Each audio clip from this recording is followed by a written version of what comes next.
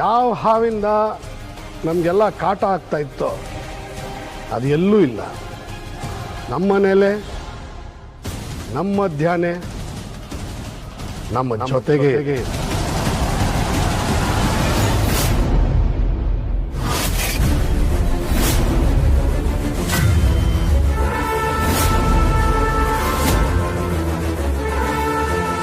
ನಮ್ಮ ಸುತ್ತಾನೇ ಇದೆ. ಯಾರು ಯಜಮಾನ್ರೆ? ನಮ್ಮ ಮಧ್ಯೆ ಇರೋ ನಾಗ ಯಾರೋದು? ರೀ, ನೀವು ಸುಮ್ಮನೆ ಏನೇನೋ ಹೇಳಲ್ಲ ಅಂತ ನನಗೆ ಚೆನ್ನಾಗಿ ಗೊತ್ತು. ಅದೇನು ವಿಚಾರ ಅಂತ ನೇರವಾಗಿ ಹೇಳ್ರಿ. ಹೇಳೋದ್ರಿಂದ ಪ್ರಯೋಜನ ಇಲ್ಲ ದಮಯಂತಿ. ನಾನು ಯಾರನ್ನಾದ್ರೂ ತೋರಿಸಿ ಇವರೇ ಹಾವು ಅಂತ ಹೇಳಿದ್ರೆ ಯಾರು ನಂಬ್ತಾರ? ಇಲ್ಲ ಅಲ್ವಾ? ಸೊ ನೀವೆಲ್ಲ ನೋಡ್ತಾ ಇದ್ದಾಗಲೇ ಅವರು ಹಾವಾಗಲ್ಲ.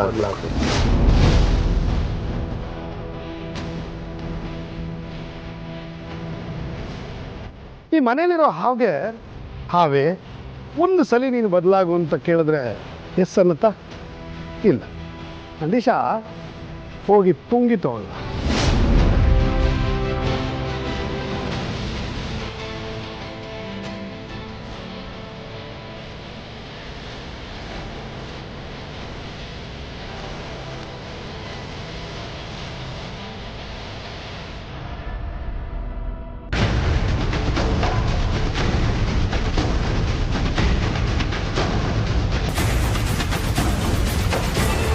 ಹಾವು ಎಷ್ಟು ಚೆನ್ನಾಗಿ ಡ್ಯಾನ್ಸ್ ಮಾಡುತ್ತೆ ಗೊತ್ತಾ?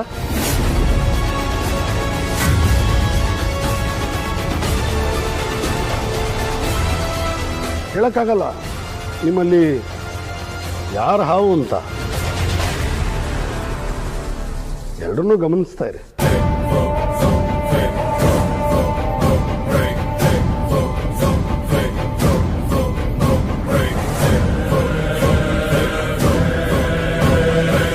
ಪರಮೇಶ್ವರ, ಈ ಸದ್ದು ನನ್ನ ಕಿವಿಗೆ ಬೀಳದಿರೋ ಹಾಗೆ ಮಾಡು ತಂದೆ.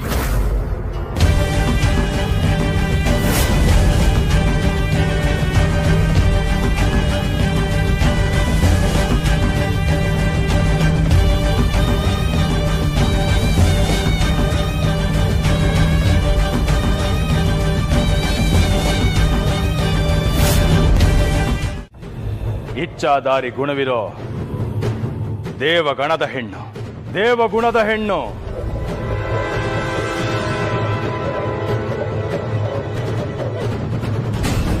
ಗುರುಗಳೇ, ನೀವು ಬಂದು ಮೃತ ಅನುಮಾನಗಳು ಬೇಡ ದಿಗ್ವಿಜಯ. ಈ ಮನೆಯಲ್ಲಿ ನಾಗವಿದೆ ಅಂತ ಯಾರದೋ ಮಾತಿನ ಪ್ರಭಾವಕ್ಕೆ ಒಳಗಾಗಿ ನೀನ್ ಮಾತಾಡಿದ್ಯಾ ಅಷ್ಟೇ. ಆದ್ರೆ ನಿಂಗೆ ಸತ್ಯ ಗೊತ್ತಿಲ್ಲ.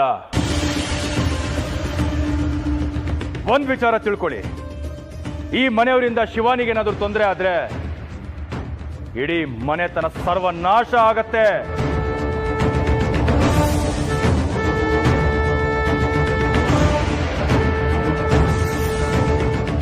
ಗುರುಗಳು ಈ ಶಿವಾನಿ ಪರವಾಗಿ ಯಾಕೆ ಮಾತಾಡ್ತಾ ಇದ್ದಾರೆ? ಕೆಲವು ಸರಿ ಸೋತಾಗ ಅಂತಿಮ ಗೆಲುವು ನಮ್ದಾಗತ್ತೆ.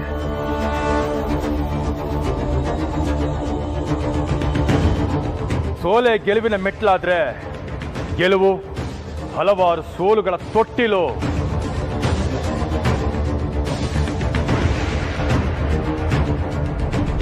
ತಾಳ್ಮೆ ಗೆಲ್ಸತ್ತೆ, ಆತುರ ಸೋಲ್ಸತ್ತೆ, ಸಾಯಿಸತ್ತೆ.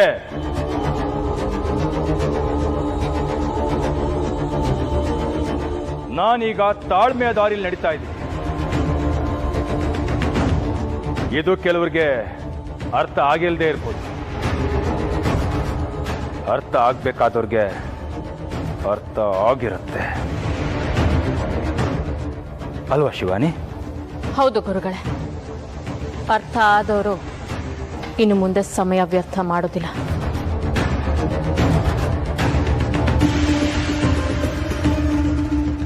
ಹಾಗೆ ಆಗ್ಲಿ. ನೋಡಿ, ನಿಮ್ಮನೆ ಸೊಸೆನ ಜೋಪಾನ ಮಾಡ್ಕೊಂಡ್ರೆ ನಿಮಗೆ ಸುಖ, ಶಾಂತಿ, ಸಂಪತ್ತು ಎಲ್ಲ ಸಿಗತ್ತೆ.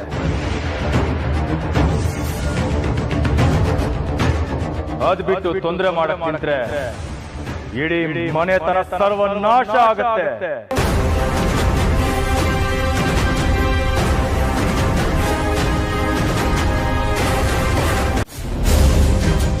ನನ್ನ ಗಂಡ ಆದಿಶೇಷನನ್ನು ನಾನೇ ಹುಡುಕುತ್ತೇನೆ.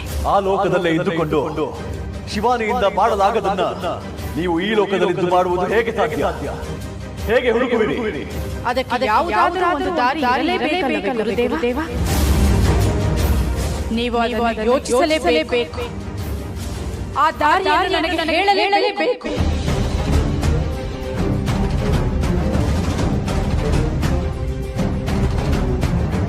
ಒಂದು ದಾರಿ ಇದೆ ನಾಗಮಾತ, ಆದರೆ ಅದು ತುಂಬಾ ಕಠೋರವಾದ ದಾರಿ.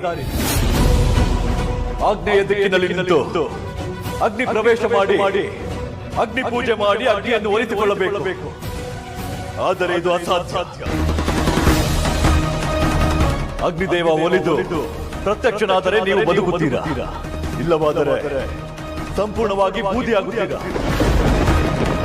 ನಿಮ್ಮ ಪೂಜೆಯಲ್ಲಿ ಒಂದು ಸಣ್ಣ ತಪ್ಪಾದರೂ ಅದು ನಿಮ್ಮ ಪ್ರಾಣವನ್ನೇ ಆಹುತಿ ಪಡೆಯುತ್ತದೆ.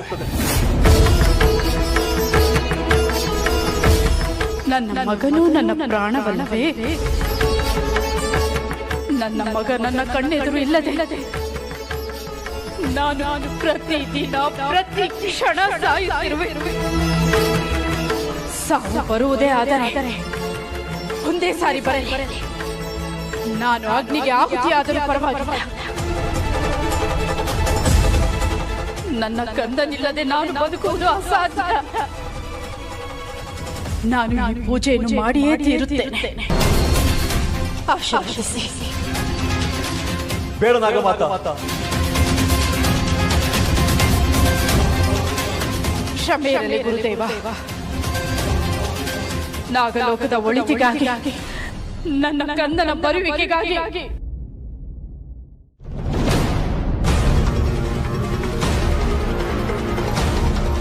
ಗುರುದೇವ, ನೀವೇನಿಲ್ಲಿ? ಶಿವಾನಿ ಘೋರ ನಡೆಯುತ್ತಿದೆ.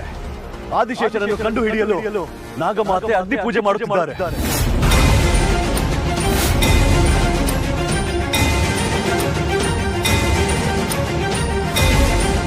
ಈ ಪೂಜೆ ಸರಿಯಾಗಿ ನಡೆದು ಅಗ್ನಿದೇವನ ಅನುಗ್ರಹವಾದರೆ ಮಾತ್ರ ಆದಿಶೇಷನ ಕಂಡು ಹಿಡಿಯಲು ಸಾಧ್ಯವಾಗುತ್ತದೆ. ಈ ಪೂಜೆಯಲ್ಲಿ ಸಣ್ಣ ಲೋಪವಾದರೂ ಕೂಡ ನಾಗಮಾತಾ ಸುಟ್ಟು ಭಸ್ಮವಾಗುತ್ತಾರೆ.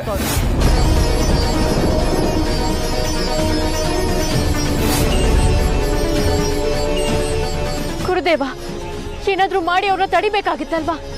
ನಾಗಲೋಕದ ರಾಜಮಾತೆ ನಿರ್ಧಾರ ಮಾಡಿದರೆ ಅವರನ್ನು ತಡೆಯಲು ನಾನ್ಯಾರು ಹೇಳು?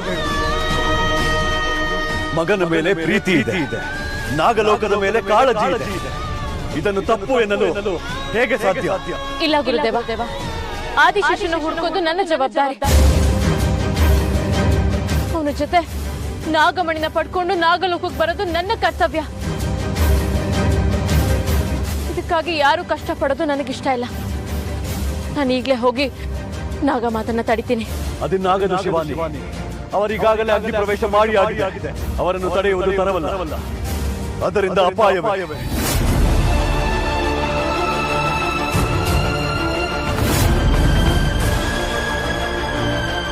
ಹಾಗಾದ್ರೆ ಈಗ ಏನ್ ಮಾಡೋದು ಗುರುದೇವ?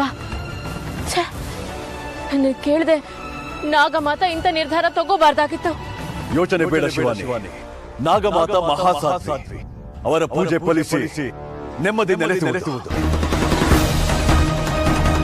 ನೀನೀಗಲೇ ಹೋಗಿ ಚನ್ನಮಲ್ಲಿಕಾರ್ಜುನ ದೇವಾಲಯದಲ್ಲಿ ಪೂಜೆ ಮಾಡಿ.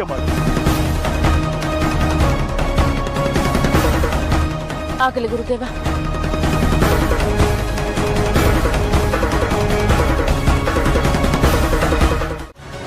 ಸರಿ, ನಾನ್ ದಿಗ್ವಿಜಯ ಅಲ್ಲ. ದಿಗ್ವಿಜಯ ನಾನು ಯಾರು ಅಂತ ಹೇಳೋ ಸಮಯ ಇನ್ನೂ ಬಂದಿಲ್ಲ. ಅದೇ ನನ್ನ ಅಸ್ತ್ರ, ಅದೇ ನನ್ನ ಶಕ್ತಿ.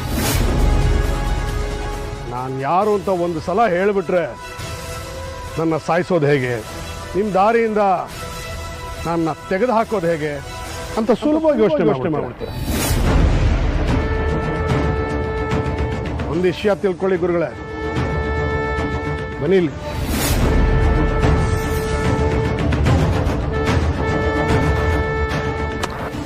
ಬನ್ನಿ ಗುರುಗಳೇ. ಈಗ ನಮ್ಮ ಮಧ್ಯೆ ಇರಬೇಕಾದ್ದು ಶತ್ರುತ್ವ ಅಲ್ಲ, ಮಿತ್ರತ್ವ. ಸ್ವಲ್ಪ ಯೋಚನೆ ಮಾಡಿ. ನಾನು ಬಂದಿರೋದು, ನೀವಿನ್ನು ಬದುಕಿರೋದು ನಾಗಮಣಿಗೋಸ್ಕರ. ಆ ನಾಗಮಣಿ ನನಗೂ ಬೇಕು. ನಾವಿಬ್ರು ವಿರೋಧಿಗಳಾಗಿ ಜಗಳ ಬಂದರೆ ಇಬ್ಬರಲ್ಲೊಬ್ರು ಸಾಯ್ತೀವಷ್ಟೆ. ಏನು ಪ್ರಯೋಜನ? ಅದ್ರ ಬದಲು ನಾವಿಬ್ರು ಒಟ್ಟಿಗೆ ನಾಗಮಣಿನ ಪಡ್ಕೊಂಡ್ರೆ. ನಾಗಮಣಿ ಅಗಣಿತವಾದ ಶಕ್ತಿ. ಅದು ಒಬ್ಬರಿಗೆ ಸೀಮಿತ ಅಲ್ಲ, ಯಾರು ಬೇಕಾದರೂ ಏನು ಬೇಕಾದರೂ.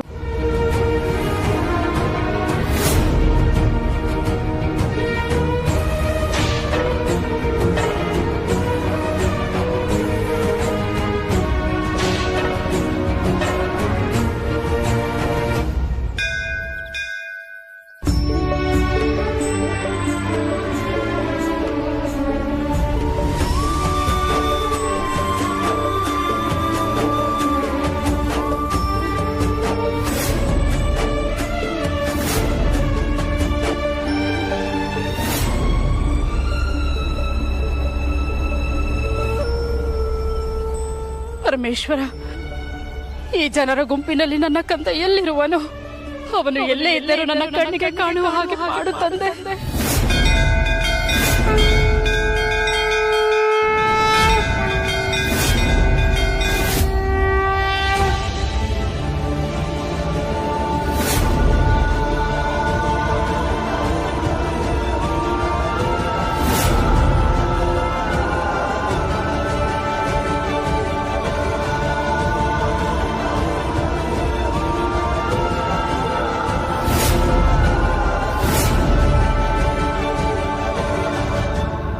ಇದೇನಿದು? ನನ್ನ ಕಂದ ಇಲ್ಲೇ ಎಲ್ಲೋ ಇರುವನು. ನನಗೆ ಭಾಸವಾಗುತ್ತಿದೆಯಲ್ಲ, ಎಲ್ಲಿರುವನು?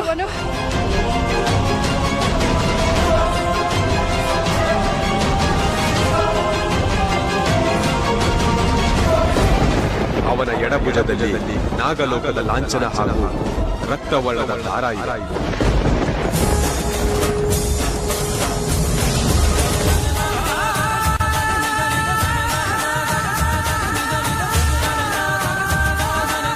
ಅಮ್ಮ,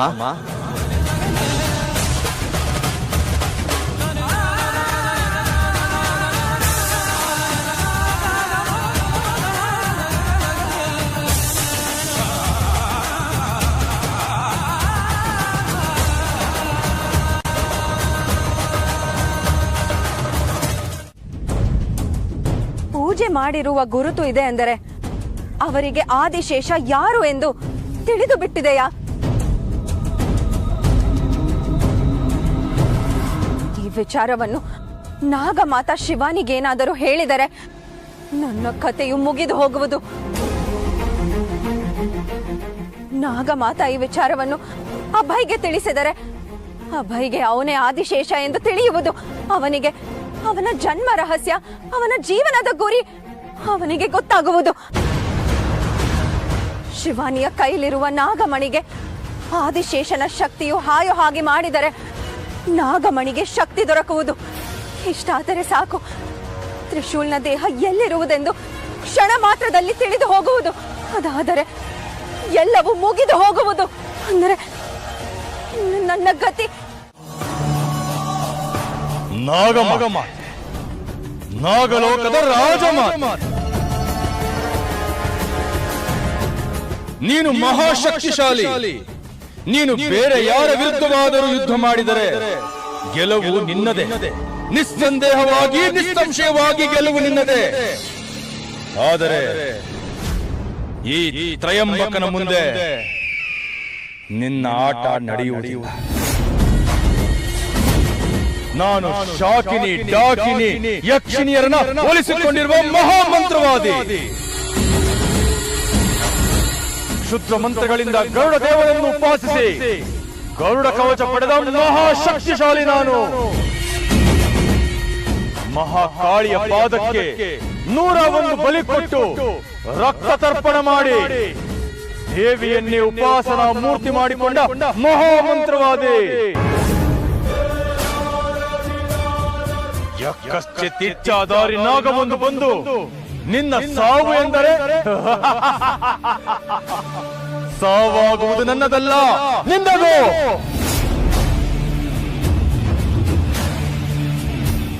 ಎಷ್ಟು ದಿನ ಕಾಳಿಗೆ ನರಬಲಿಯನ್ನು ಕೊಟ್ಟಿದ್ದೆ, ಈಗ ಮೊದಲ ಬಾರಿ ನಾಗಬಲಿಯನ್ನು ಕೊಡುವೆ.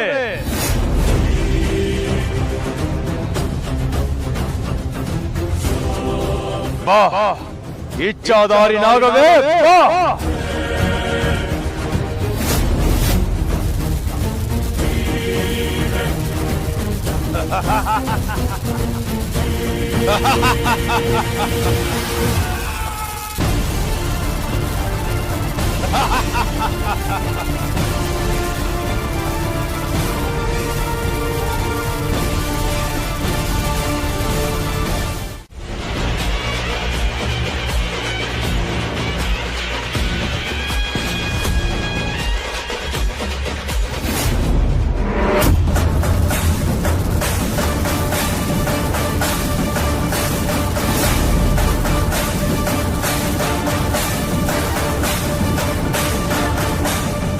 ಸಾತ್ವಿಕ ಶಕ್ತಿ ಎಂದರೆ ಸತ್ಯದ ಶಕ್ತಿ, ಭಗವಂತನ ಶಕ್ತಿ. ಅದರ ವಿರುದ್ಧ ಯಾವ ಕ್ಷುದ್ರ ಶತ್ರುಗಳು ಗೆಲ್ಲಲಾರದು. ತ್ರಯಂಬಕ,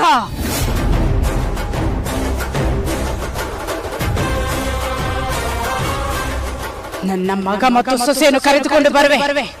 ಆಗ ನಿನ್ನ ಸಂಹಾರ ಎಚ್ಚರ.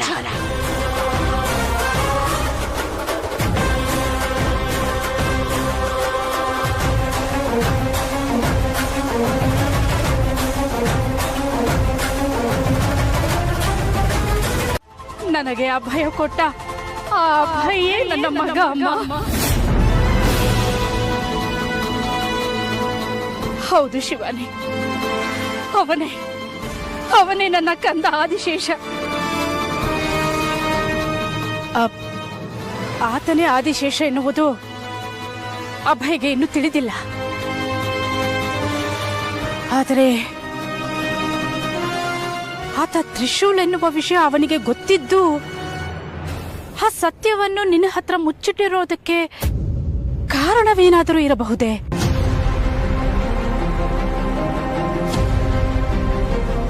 ಶಿವಾನಿ, ಆ ಸತ್ಯ ಏನು ಎನ್ನುವುದನ್ನು ನಾವು ತಿಳಿದುಕೊಳ್ಳಲೇಬೇಕು. ಸತ್ಯ ಗೊತ್ತಾದ ಮೇಲೆ ಆದಿಶೇಷನನ್ನು ಕರೆದುಕೊಂಡು ಶತ್ರು ಸಂಹಾರ ಮಾಡಿ ನಾಗಮಣಿಯನ್ನು ತೆಗೆದುಕೊಂಡು ನಮ್ಮ ನಾಗಲೋಕಕ್ಕೆ ಹೊರಟೋಗೋಣ. ನಡಿ.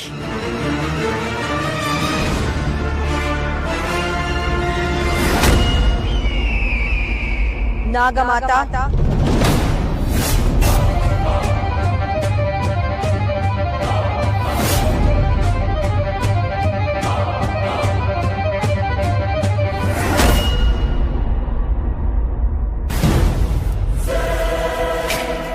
ಎಷ್ಟು ಸಂತೋಷವಾಗಿದ್ದೀರಾ ಅಲ್ಲ? ಸಂತೋಷವಾಗಿರೋ ಸಮಯದಲ್ಲಿ ನನ್ನ ಎದುರುಗಿರೋರು ಬದುಕಿರಬಾರ್ದು ನಾಗಮಾತಾ.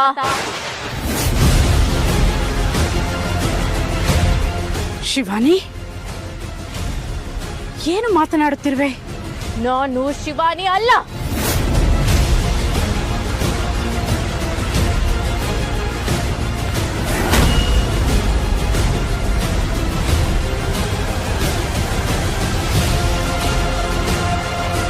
ಅಭಯ್, ನೀನಾ? ನಾನೇ. 2 ನಿಮಿಷದಲ್ಲಿ ತಾಯಿಯೊಳಗೆ ಯಾರಾದ್ರೆ ನಂತೆ.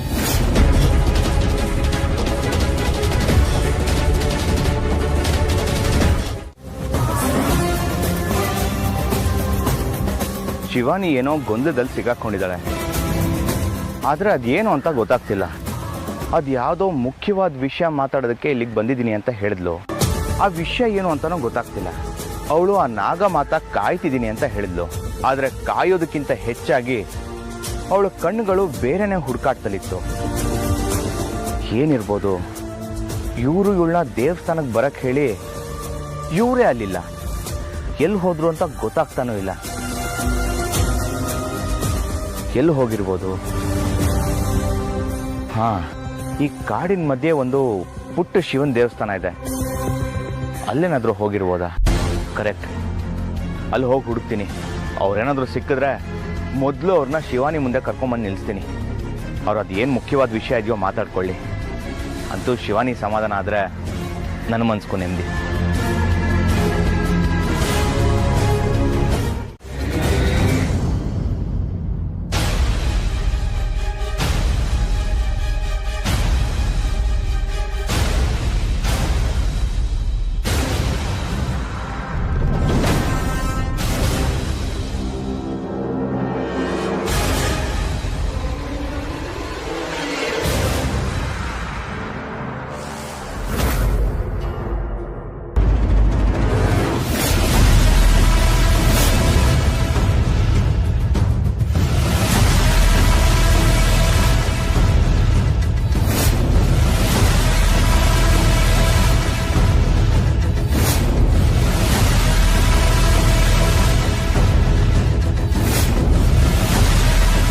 ಇದು ನಂತರನೇ ಬಟ್ಟೆ ಹಾಕೊಂಡಿದ್ದಾನೆ, ನೋಡೋದಕ್ಕೂ ನಂತರನೇ ಇದ್ದಾನೆ.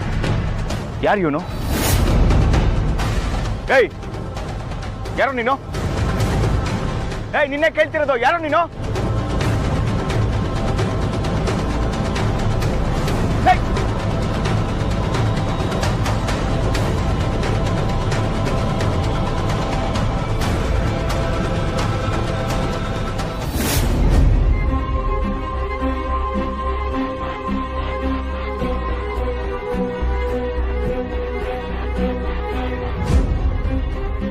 ಏನಿದು?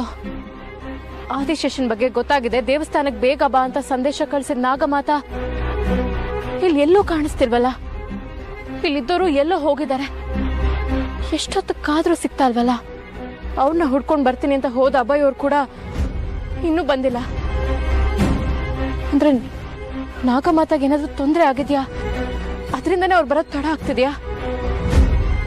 ಅಯ್ಯೋ ಪರಮೇಶ್ವರ, ಇಲ್ಲ, ನಾನಿಲ್ಲಿ ಕಾಯ್ತಾ ನಿಲ್ಲೋದ್ರಲ್ಲಿ ಅರ್ಥನೇ ಇಲ್ಲ. ನಾನೇ ಹೋಗ್ಬೇಕು. ನಾನೇ ಹೋಗಿ ನಾಗಮಾತನ ಹುಡುಕ್ಬೇಕು. ಅವ್ರ ಹತ್ರ ನನ್ನ ಆದಿಶೇಷ ಎಲ್ಲಿದ್ದಾನೆ ಅನ್ನೋದ್ರ ಬಗ್ಗೆ ಕೇಳಬೇಕು. ನನ್ನ ಆದಿಶೇಷ ಸಿಕ್ಬಿಟ್ರೆ ನನಗೆ ಎಲ್ಲದರಿಂದನೂ ಮುಕ್ತಿ. ಪರಮೇಶ್ವರ, ನನ್ನ ಆದಿಶೇಷನ್ಗೆ ನಾಗಮಾತೆಗೆ ಏನಾದ್ರೂ ತೊಂದರೆ ಆಗಿದ್ರೆ ಅದರಿಂದ ಅವ್ರನ್ನ ಕಾಪಾಡು. ಆದಷ್ಟು ಬೇಗ ಅವ್ರು ನನಗೆ ಸಿಗೋ ಹಾಗೆ ಮಾಡು.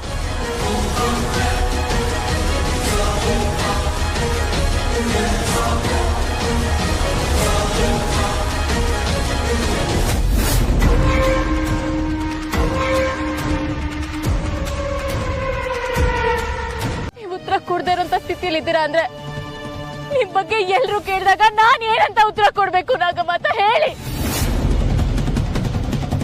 ಶಿವಾನಿ ಅವರೇ, ನೀವು ಯಾರಿಗ ಉತ್ತರ ಕೊಡ್ಬೇಕು? ಅಲ್ಲ, ನೀವ್ ಯಾಕೆ ಇವ್ರಿಗೆ ಇಷ್ಟೊಂದು ಎಮೋಷನಲ್ ಆಗ್ತಿದ್ದೀರಾ? ಇವರು ಬೇರೆ ಯಾರು ಅಲ್ಲ, ಇವರು ನಮ್ಮ ಮಾತಾ, ನಾಗಮಾತಾ, ನಾಗಲೋಕಕ್ಕೆ ರಾಜಮಾತಾ.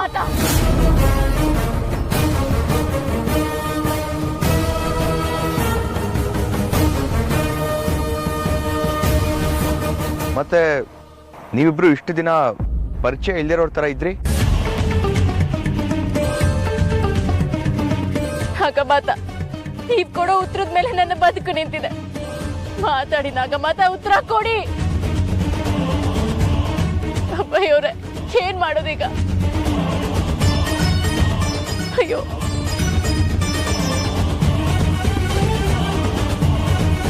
ಶಿವಾನಿ ಅವರೇ, ಇವ್ರಿಗೆ ಏನಾಗಿದ್ಯೋ ಗೊತ್ತಾಗ್ತಿಲ್ಲ. ಫೋನಲ್ಲಿ ಸಿಗ್ನಲ್ಲೂ ಇಲ್ಲ. ಯಾರಾದ್ರೂ ಸಹಾಯಕ್ಕೆ ಸಿಗ್ತಾರ ನೋಡ್ಕೊಂಡು ಬರ್ತೀನಿ ರೀ. ನಾಗಮಾತಾ, ನಾಗಮಾತಾ, ಎದ್ದೇಳಿ. ಏನಾಯ್ತು ನಾಗಮಾತಾ? ಪರಮೇಶ್ವರ, ನಾಗಮಾತಾ.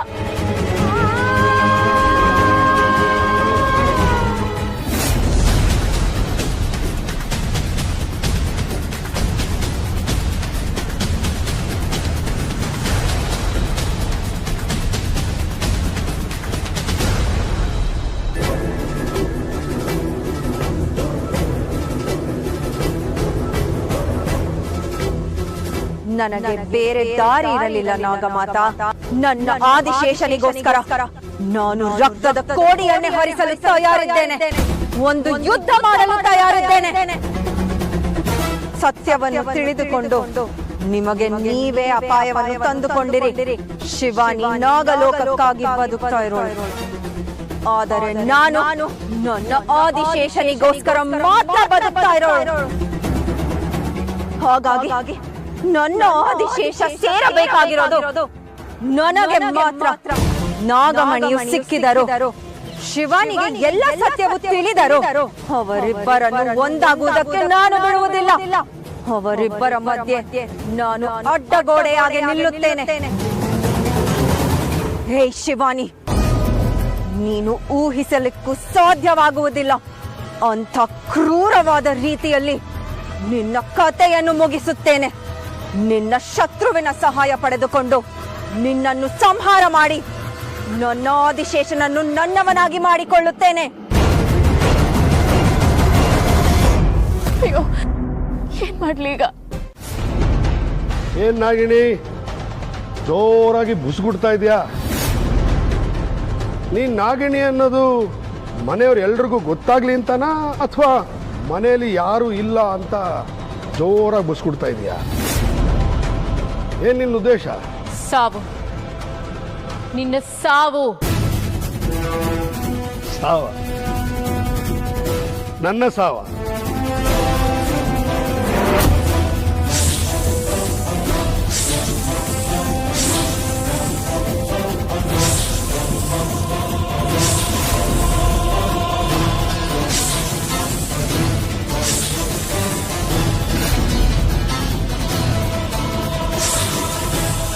ಬಾ ಕಚ್ಚು.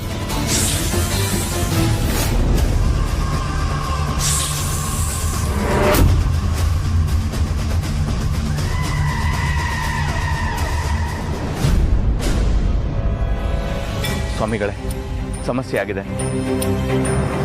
ನಾನು ಅಸಲಿ ರೂಪದಲ್ಲಿರ್ಬೇಕಾದ್ರೆ, ಅಂದ್ರೆ ತ್ರಿಶೂಲ್ ರೂಪದಲ್ಲಿರ್ಬೇಕಾದ್ರೆ, ನೀವು ನನಗೆ ನನ್ನ ಜನ್ಮ ರಹಸ್ಯದ ಗುಟ್ಟನ್ನ ಹೇಳ್ತೀನಿ ಅಂತ ಹೇಳಿದ್ರಿ. ನನ್ನ ಮಾನವ ರೂಪ ಒಂದು ಮುಖವಾಡ, ನನ್ನ ಅಸಲಿ ಮುಖ ಬೇರೆನೇ ಇದೆ ಅಂತ ಹೇಳಿದ್ರಿ. ಅದೆಷ್ಟೋ ಸತ್ಯಗಳನ್ನ ನಾನು ತಿಳ್ಕೋಬೇಕು ಅಂತ ಹೇಳಿದ್ರಿ. ಅದನ್ನೆಲ್ಲ ತಿಳ್ಕೊಂಡ್ರೆ ನನ್ನ ಗೊಂದಲಗಳು ದೂರ ಆಗುತ್ತೆ ಅಂತ ಹೇಳಿದ್ರಿ. ನಾನು ಆ ದಿನಕ್ಕೋಸ್ಕರ ಕಾಯ್ತಾ ಇದ್ದೆ. ಈಗಲೂ ಕಾಯ್ತಿದ್ದೀನಿ. ಬರೀ ಕಾಯೋದೇ ಆಯ್ತು. ನನ್ನ ಗೊಂದಲಗಳಿಗೆ ಉತ್ತರ ಸಿಗಲಿಲ್ಲ. ಇನ್ನು ಗೊಂದಲಗಳು ಹೆಚ್ಚಾಗ್ತಾನೆ ಹೋಗ್ತಾ ಇದೆ. ನನ್ನ ಅಸಲಿ ರೂಪ ಎಲ್ಲಿದೆ ಅಂತ ಹುಡುಕ್ತಾ ಇದ್ದೆ. ಆಗ ನನ್ನ ರೂಪದಲ್ಲಿ ನಾನು ಇನ್ನೊಬ್ಬನ್ನ ನೋಡಿದೆ.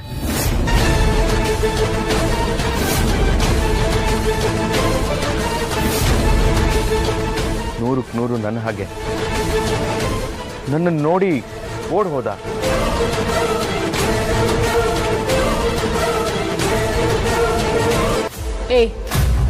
ಯಾರು ನೀನು? ನೀನು ನಾಗಿಣಿ ಅಲ್ವಾ? ನೀನೇ ಗೆಸ್ ಮಾಡು. ನೀನು ಹೇಳಲಿಲ್ಲ ಅಂದ್ರೆ ಇಲ್ಲೇ ನಿನ್ನ ಸಾವಾಗುತ್ತೆ. ಏಯ್, ನೀನು ನನ್ನನ್ನು ಟಚ್ ಮಾಡೋಕ್ಕೂ ಆಗಲ್ಲ, ಇನ್ನು ಸಾಯಿಸೋದೆಲ್ಲಿಂದ? ಇಷ್ಟಕ್ಕೆ ಮೇಲೂ ಹೇಳಬೇಕು ಅಂದರೆ ನಾನು ದಿಗ್ವಿಜಯ, ನಿಮ್ಮ ಮಾವ, ತ್ರಿಶೂಲ್ ಅಪ್ಪ. ನೀನು ಸಾಧಾರಣ ಮನುಷ್ಯ ಅಲ್ಲ. ನೀನು ಮನುಷ್ಯ ಆಗಿದ್ರೆ ನಾಗಮಾತಾಗೆ ಹೀಗೆ ತೊಂದರೆ ಕೊಡಕ್ ಆಗ್ತಾ ಇರ್ಲಿಲ್ಲ. ಏನು ಹೇಳ್ತಾ ಇದೀಯಾ? ನೀನೆಂತ ದ್ರೋಹಿ, ಎಂತ ದುಷ್ಟ ಅಂತ ನನಗೆ ಚೆನ್ನಾಗಿ ಗೊತ್ತು. ಸುಮ್ಮನೆ ನನ್ನ ಮುಂದೆ ನಾಟಕ ಮಾಡಬೇಡ.